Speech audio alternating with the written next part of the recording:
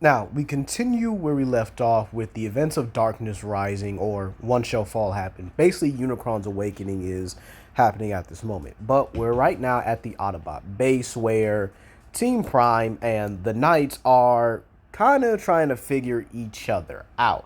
It's not really a confrontational, I guess you could say meeting between the two, but they're trying to figure out how they could really work together so that there's no infighting in the future. And Optimus, wonders if Rathalos will meet him, halfway or at least fully so that their teams can work together. With Rathalos obviously stating, yes, of course he would, Optimus. Yeah, of course he would. But a little bit in the back of his head, he still feels Optimus is a little bit soft for him not killing or allowing him to not kill Megatron. But we would then go back to Decepticon warship. And I know this might be a little bit controversial, but hear me out. Megatron did lose his wrist sword in the battle with Rathalos. So right now he's been working on a way to build it. Keep in mind, he does not have the Forge of Solus Prime. And right now he's simply working out with his, Dark Energon and Decepticon engineering. So this is where we actually get a sort of a Dark Star Saber. Like, it functions like it, but it's not exactly like it, if you get what I mean. It's not made with the power of a prime, if you will. So he says that he's going to test out this new blade. Meanwhile, Arachnid and Knockout both come in to convey that the Autobots have pretty much just came to, their operation at the military base where they're stealing the generator. By the way, do we ever notice how the military gets robbed like it's a 9 to 5 in Transformers Prime? I'm just saying. So Megatron says, perfect, and he actually goes himself, saying that he does not want any help from the other Decepticons. So we would actually go to the military base, and we would see the Autobots and the Knights tearing through hordes, or at least a decent number of Vehicons, with the the Knights actually showcasing their coordination under the form or under the strategic mind of Legiocrist. However, Megatron lands a little bit wary, but again, more than excited to test his new blade. So he tells them to come at him. So all the Monster Bots simply do charge at him, and keep in mind, Megatron still would have shot Raft and Bumblebee still would have came in. So let's just say that all just plays out the same when Megatron arrives and when the Monster Bots are charging at him. However, Megatron, utilizing his gladiatorial skill, actually does manage to begin to pick at them, using their aggression against them. And so Megatron, a little more confident, if not flat out overconfident now, states that, is this the power or is this the coordination of the Knights? To which Legiocrist gets up and he states, you know what? You got a very good point. Get yourselves together, guys. And he launches a lightning blast at Megatron to the point where he has no choice but to really counter it with the Dark Star Saber. However, this leaves him open for Tiger Rex to get in behind him, and he crunches on Megatron's arm that's holding the Dark Star Saber, causing him to drop it. However, Megatron blasts Tiger Rex in the face with his fusion cannon, and good thing Tiger Rex is pretty durable, because normally this would have killed every other Cybertronian. However, Tiger Rex, in the process of being jumped back, actually pulls with his teeth, causing a gash in Megatron's arm, and tells Seragios now. To which Seragios bombards Megatron with multiple quills. And I mean just an endless amount, just straight up launching every quill he can at him. And Megatron is barely able to deflect a few, and some of them even being embedded into this dark saber or to this dark sword, with Megatron having a few in the skin. This allows Celtis to get in a good stab behind him, injecting him with his poison. However, before Rathalos can actually finish him off, he states to Megatron that he was never a match for them together, nor even individually. To which Megatron actually has a look of fear in his eyes as he's about to die from this fireball. However, Soundwave actually bridges him out just in time, because again, Soundwave's the eyes and ears of the Decepticons, so him being saved definitely makes sense. And this is where Knockout is instructed to give Megatron repairs. However, Megatron does have the vision of Unicron and the Rising Darkness, and well, he tells Knockout to give him basic repairs. Now you might say, why is he doing this? And the way I'm saying is, Megatron was actually so high or so power hungry off of Dark Energon that he wasn't really rational, which is why I do think he would have actually lost to Optimus without that Dark Energon boost. He was such on a moral high ground that, well, yeah, everything kind of just would have happened the same.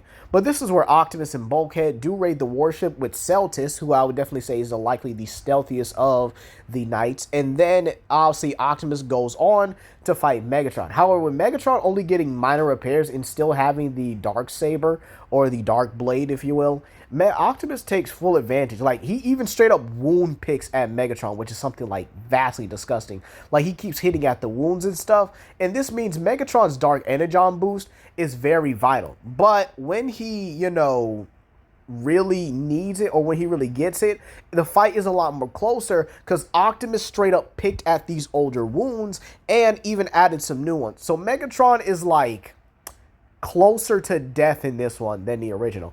Now, just like in canon, Raph gets saved by Ratchet, and, well, June is a little bit concerned about the Monster Bots because this is her first time meeting them, and I keep saying Monster Bots. The Knights of Wyveria. And RC pretty much released it like, yeah, they're pretty fine. However, this is where they do pick up on, Optimus being, in the Dark Energon volcano area and stuff like that. And Rathalos is actually the one to actually attack Megatron rather than, Bulkhead in this one. And so Rathalos firebombs him, and then Tigrex lets off a sonic roar, which causes the fireball, or causes the fire to combust on Megatron and actually leaves him injured. But before Tigrex can go in for like the killing bite, probably the same way he would lunge at his opponents like in Monster Hunter World or Rise, Soundwave bridges him out again, and then we get Megatron looking in a much worse condition than before. Like, if I had to say how he looks mangled. I can't even sugarcoat it. What they did to him in this one is just bad. Now, you might say, Legendary, why are you doing Megatron like this? And this is because I do have a plan for him to actually progress. But right now, Megatron kind of needs that experience to really improve himself and to be smarter. So, with that being said here, Knockout is actually having to work on Megatron and keep him stable. Meanwhile, Arachnid, taking command of the Decepticons, tells Soundwave to set course for Regulon 4, which is actually important because Soundwave would actually do it in this timeline because, well, Megatron's there. They're not abandoning him, or Arachnid is not taking over the Decepticons. She's actually moving the Decepticons off-world because they simply have no way of being able to beat the Knights or even counter them. And so Arachnid makes that point to Soundwave, and so Soundwave simply sets course for Regulon 4. Meanwhile, back at the Autobot base, they now have to discuss how they're going to deal with Unicron. And keep in mind, Optimus would have actually gone with the full team of the Knights instead of the Autobots being there, meaning that they actually decimate all the Unicrons pretty easily. Now, Optimus does give the key to Jack like in the original, however, this gets spotted by Seragios, who again is the team scout, so he would have the more keen senses. However, he doesn't say anything about it. Not just yet. But when we get to the whole Unicron thing, Optimus takes Bumblebee, RC, Rathalos, and Tigrex. And basically, everything goes a lot smoother because Unicron has no one to corrupt and can only use his antibodies. And so this means the team does have Orion Pax at the end. However, on Regulon 4, right, Megatron is still being taken care of by Knockout on the warship, while Arachnid, Breakdown, and I would definitely say Soundwave are on the surface on the planet with Viacons. With Breakdown asking, so what are they really here for anyway? To which Arachnid says, one of the older experiments for Megatron, or hopefully still alive and could be used to help Megatron. As of right now, Arachnid definitely thinks that they have no other way to really match the Knights, except hopefully looking for something to give them an edge. And so Knockout does state that his scanners have picked up on a heartbeat and actually does come out to relay this to Arachnid. And so when she looks at Soundwave, Soundwave pretty much just tunes into Knockout's scanners and pretty much conveys that, yeah, he's here. So the Viacons actually dig at this location. Keep in mind there is some Energon around, so the Decepticons do confiscate that. However, they keep digging deeper until eventually the drill stops and it's hit something.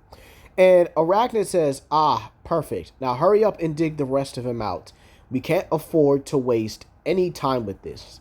And this is where it would pan over to the Viacons digging out the face of Monstructor. Now, the reason why I'm having him here instead of something like Deathosaurus is why I kind of feel like it is needed for the Decepticons to have just something abysmal and abominable as Monstructor. However, I want to end this off here. Now, Starscream does manage to find the Harbinger like in the original, right? So he's exploring it, and he actually takes much longer or much more time to simply explore it. And while Starscream actually thinks like, how can he get an edge against these Autobots? He doesn't know how he can make things pretty much just work for him. And then we actually see Starscream find the protoforms. However, this is where Starscream states, well, if the Autobots have beasts and the Decepticons are no longer on world, he could possibly take full advantage of this situation. However, as he's investigating how he can make his own beast, this is where he finds a chamber containing a Predacon fossil. The reason why I'm having the Predacon fossil here is because this Decepticon ship seemed to have been on Earth for a while. So probably they found a Decepticon or an Insecticon, or sorry, a Predacon fossil at some point. So Starscream, taking his time using his scientific knowledge, actually creates and only utilizes 4 of the protoform parts because he has something planned for the 5th one. So he creates Gammoth, the muscle of the team, and is capable of utilizing her ice manipulation. Then we have the Crash Out, that being Astalos, all right, able to utilize his electrical abilities, considering the sheer fact that Starscream is creating Predacon, essentially Knights, or basically Predacon Knights. He also creates Mizutsune, who's able to use its water and bubble manipulation. And we can actually say, like, he was Starscream's, like, funnest one, because he just wanted to do something random. And then we have Glavenus. And so all of these guys come out fully loyal to Starscream, and Starscream welcomes his Fated 4 to the roster and says that he has great plans for them, but all they need to do is simply wait. And that's where we're going to leave it off here, you guys. What will happen to Megatron? Will Starscream actually be a much bigger threat now that he's created the Fated 4? And what does he have planned for the remaining protoform body? Peace.